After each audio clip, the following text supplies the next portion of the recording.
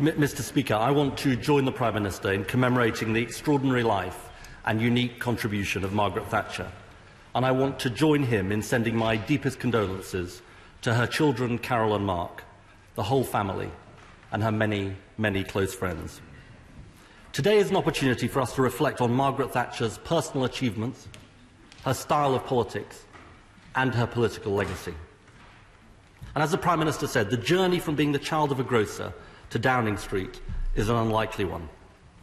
And it is particularly remarkable because she was the daughter, not the son, of a grocer. At each stage of her life, she broke the mould. A woman at Oxford when there was not a single woman in the university who held a full professorship. A woman chemist when most people assumed scientists had to be men. A woman candidate for Parliament in 1950 against the opposition of some in her local party in Dartford at the age of only 24. A woman MP in 1959 when just 4% of MPs in the whole of this House were women. The only woman in the Cabinet when she was appointed in 1970. And, of course, the first woman Prime Minister. Mr. Speaker, it is no wonder she remarked as early as 1965 in a speech to the National Union of Town Women's Guilds Conference, "In politics, if you want anything said, ask a man.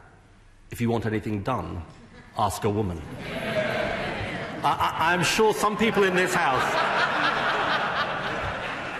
I was going to say, Mr. Speaker, I'm sure some people in this House, and no doubt many more in the country, will agree with this sentiment. Having broken so many conventions as a woman, it can't be a coincidence that she was someone who, in so many other areas of life, was willing to take on the established orthodoxies. Margaret Thatcher's ability to overcome every obstacle in her path is just one measure of her personal strength. And that takes me to her style of politics. You can disagree with Margaret Thatcher, but it is important to understand the kind of political leader she was. What was unusual was that she sought to be rooted in people's daily lives, but she also believed that ideology mattered. Not for her the contempt sometimes heaped on ideas and new thinking in political life. And while she never would have claimed to be or wanted to be seen as an intellectual, she believed and she showed that ideas matter in politics. In 1945, Mr. Speaker, before the end of the war, she bought a copy of Friedrich Hayek's Road to Serfdom. There is even a story that she suggested that Conservative Central Office distribute it in the 1945 general election campaign. She said, "It left a permanent mark on my political character." And nobody can grasp Margaret Thatcher's achievements and Thatcherism without also appreciating the ideas that were its foundation, and the way in which they departed from the prevailing consensus of the time. In typical homespun style, on breakfast TV, she said this in 1995, "Consensus doesn't give you any direction. It is like mixing all the constituent ingredients together and not coming out with a cake. Democracy is about the people being given a choice."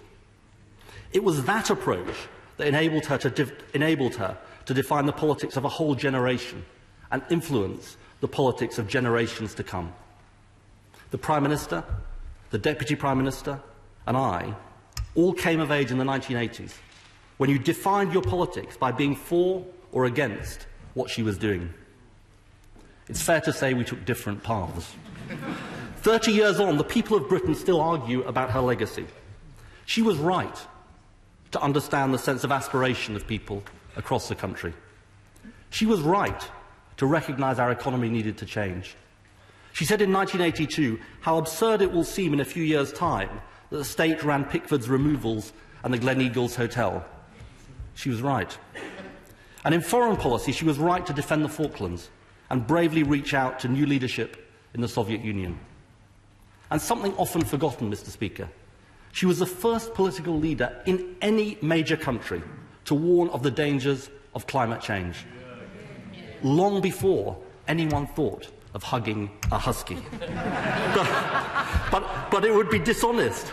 But it would be dishonest and not in keeping with the principles that Margaret Thatcher stood for, even on this day, not to be open with this House about the strong opinions and the deep divisions there were and are over what she did. In mining areas like the one I represent, communities felt angry and abandoned. Gay and lesbian people felt stigmatised by measures like Section 28, which today's Conservative Party has rightly repudiated. And it was no accident that when he became leader of the Conservative Party, the Right Honourable Member for Chingford wrote a pamphlet called "There is Such a Thing as Society." And on the world stage, as this Prime Minister rightly said in 2006 when he was leader of the opposition, she made the wrong judgment about Nelson Mandela and about sanctions in South Africa. Mr. Speaker, debates about her and what she represented will continue for many years to come. This is a mark of her significance as a political leader, someone with deep convictions, willing to act on them.